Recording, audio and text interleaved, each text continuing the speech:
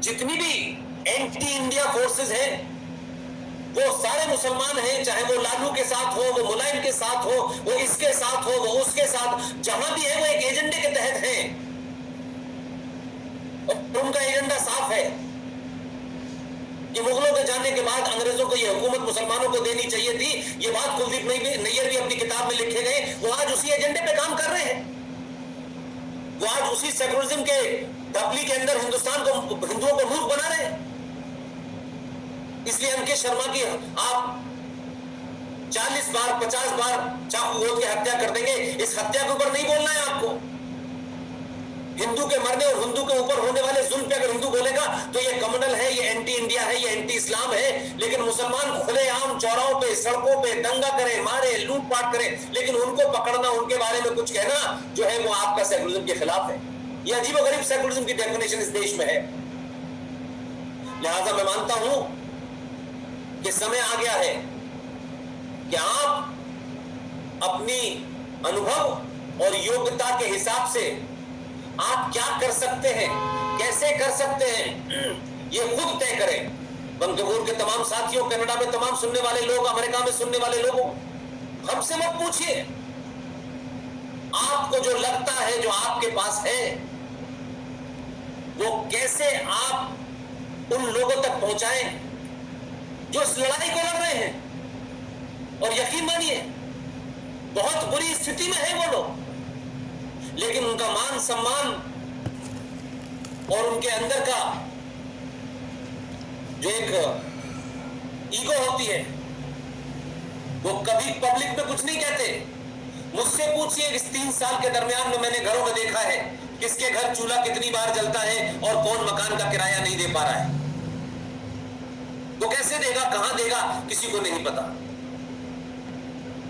इसलिए जो सामर्थ्यवान लोग हैं वो कैसे किसी की मदद करें। जो संजीव भाई कर सकते हैं वो संजीव भाई को करने दें। और दूसरी बात, भारत में तो मुहिम चल रही है और सुप्रीम कोर्ट में जय साईं दीपक साहब लड़ाई लड़ रहे हैं और हमें पूरी उम्मीद है कि कोविड का ये मामला समाप्त होने के बाद हम वो लड़ाई जीतेंगे।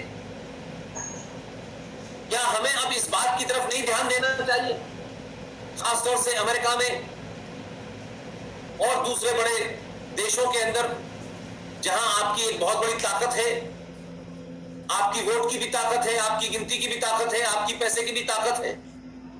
क्या ऐसा नहीं लगता? ये मेरा सजेशन है, क्योंकि मैं संकट नहीं मानता कि कहीं बहुत दूर संकट आपके घर के दरवाजे के बाहर खड़ा हुआ है। आप उस दरवाजे की जगह किसी दूसरे दरवाजे से आपने थोड़े दिन के लिए रास्ता निकाल लिया है। अब आपके पास भागने का रास्ता नहीं है। लिहाजा क्या यह मुमकिन नहीं हो सकता कि ये जो अरबों खरबों रुपया आपने अमेरिका के हर शहर में बड़े बड़े मंदिर बना रखे हैं, ये मंदिर भारत में बहुत बहुत सालों पुराने हैं, सदियों पुराने हैं, लेकिन मंदिर बना दिए, मंदिरों की रक्षा करने वालों को कभी ताकत नहीं दी। तो भगवान मर्यादा पुरुषोत्तम राम का मंदिर भी ढहा दिया गया, काशी के अंदर भी ढहा दिया गया, मथुरा में भी ढहा दिया गया और अनगिनत मंदिरों को ढहा दिया, क्योंकि उन मंदिरों की रक्षा करने वालों ने मंदिर को एक चढ़ावे तक सीमित कर दिया। और हम और आपने चढ़ावा चढ़ाने के बाद सोच लिया सब ठीक है। मंदिरों को सुरक्षित रखने के लिए उस समाज को हमने ताकतवर नहीं बनाया, उसको सामर्थ्यवान नहीं बनाया। तो अरबों खरबों रुपया मंदिर पे चढ़ाने के बावजूद भी आज भारत में हिंदुओं की स्थिति क्या है, सनातनियों की स्थिति क्या है। और मंदिरों को हमने जिस तरीके से चलाया उससे एक आम आदमी, एक गरीब आदमी को दूर कर दिया। 1 घंटे की पूजा के 8,500 रुपए, 2 घंटे की पूजा के 16,000 रुपए, 10 मिनट की पूजा के लिए 350 रुपए। ये हमने मंदिर बनाया है, दुकानें बनाई हैं।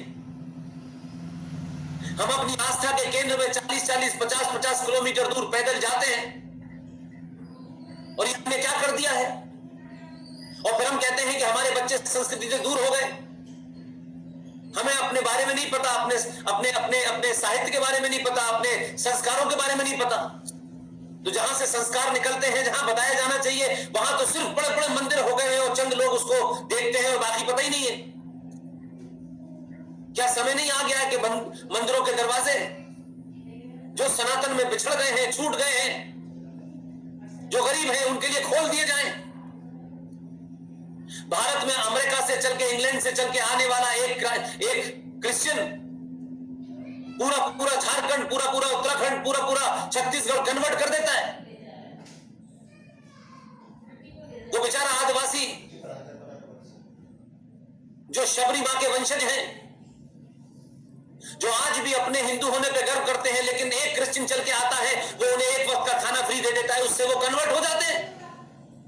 और उसी समाज में अरबों खरबों रुपया मंदिर पे चढ़ाया जा रहा है और मंदिर के दरवाजे बंद हैं, मंदिर में पूजा करना मुश्किल कर दिया है।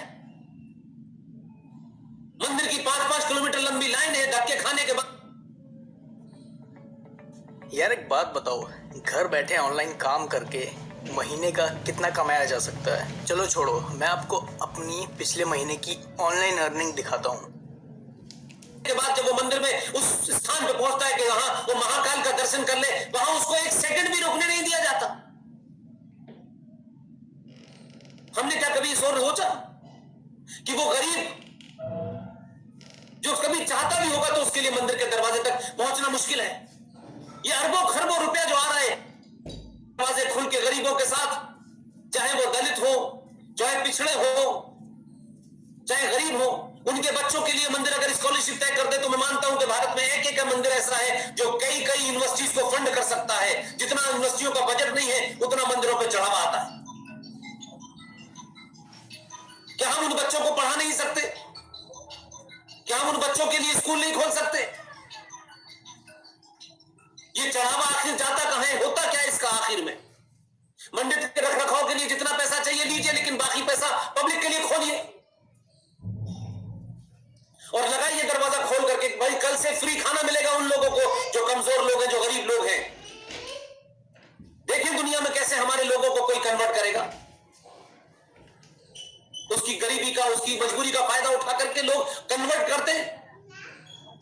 वो अपनी आस्थाओं से पीछे रह गया। उस गरीबी भुखमरी के कारण उसे अपने पूर्वजों का ख्याल नहीं है। तो भारत के अंदर मंदिरों पर चढ़ने वाले पैसे को सरकार ले लेती है, लेकिन मजारों पर चढ़ने वाले पैसे को नहीं लेती।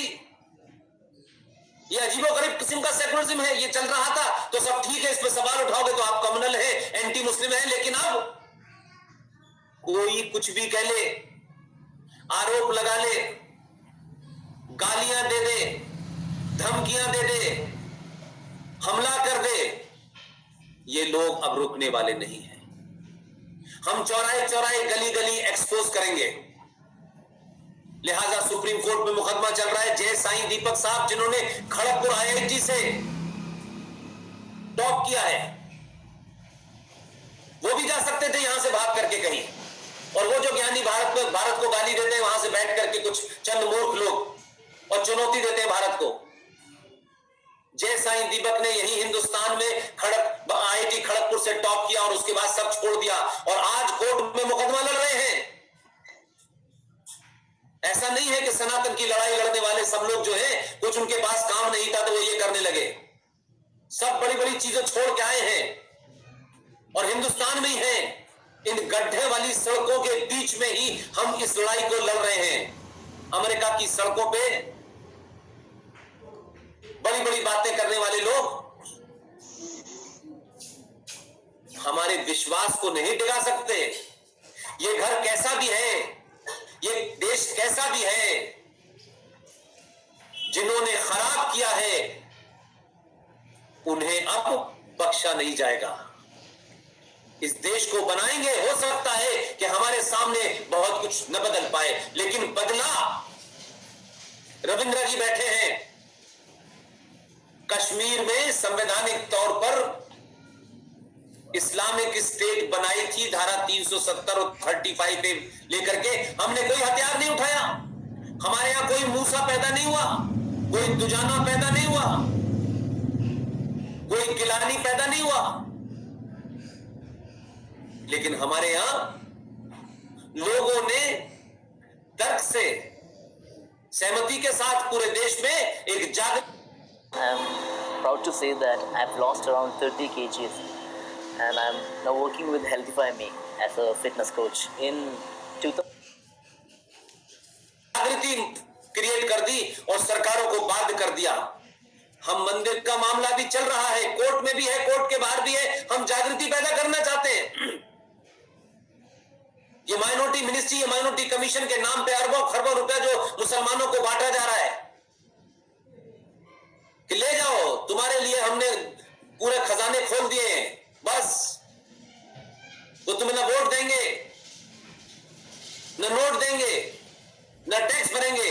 लेकिन भारत को तोड़ने की उनकी साजिशें, चाहे वो जावेद अख्तर हो, चाहे वो नसरुद्दीन शाह हो, चाहे हॉकी का खिलाड़ी हो, चाहे क्रिकेट का खिलाड़ी हो, चाहे उपराष्ट्रपति हो, राष्ट्रपति हो, जज हो, वो अपने एजेंडे पे हैं। और हमसे लोग सवाल पूछते हैं, अरे हमने तो घर भी दे दिया, हमने तो 2 बेटी भी दे दी, लेकिन तुम 1400 साल की जो हिंसक तुम्हारी मानसिकता है, उसे हम संतुष्ट नहीं कर सकते।